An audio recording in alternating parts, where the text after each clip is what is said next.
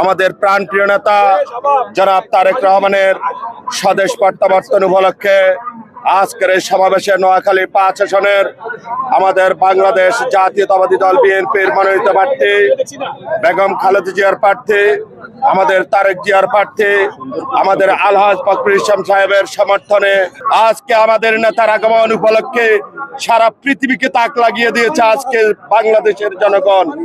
তারেক জিয়া এই দেশের কোটি মানুষের প্রাণের স্পন্দন।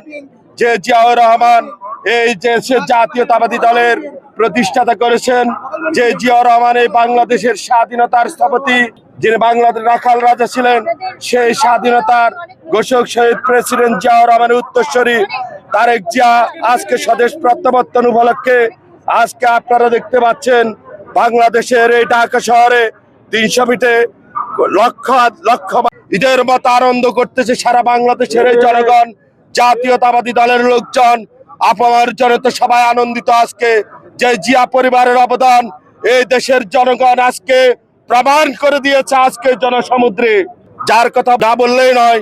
আমাদের সেই দুঃসময়ের কান্ডারি নোয়াখালী ৫ আসনের যিনি আমাদের প্রয়াত নেতা জনাব ব্যারিস্টার মওদুদ আহমেদের মৃত্যুর পর আমাদের নোয়াখালী ৫ আসন, কোম্পানিগঞ্জ, কবিরহাট তথা আমাদের সে অঞ্চলে যিনি আমাদের দেখাশোনা করেছেন, সে আমাদের নেতা আলহাজ ফখরুল ইসলাম সাহেব। উনি আজকে আমাদের দুঃসময়ে যেরকম আমাদেরকে সহযোগিতা করেছেন, আন্দোলন সংগ্রাম থেকে শুরু করে বিভাগীয় সমাবেশ থেকে শুরু করে আমাদের কেন্দ্রীয় সমাবেশ থেকে শুরু করে স্থানীয় যত সভা সমাবেশ ছিল সব কিছুতে উনি সহযোগিতা করেছেন।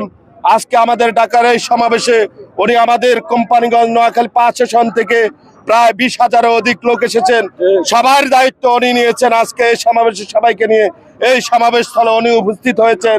আমি আজকে এখান থেকে বলে দিতে চাই, আমাদের যে নেতা দুঃসময়ের ফখরুল ভাই, আমরা তোমায় বলি নাই,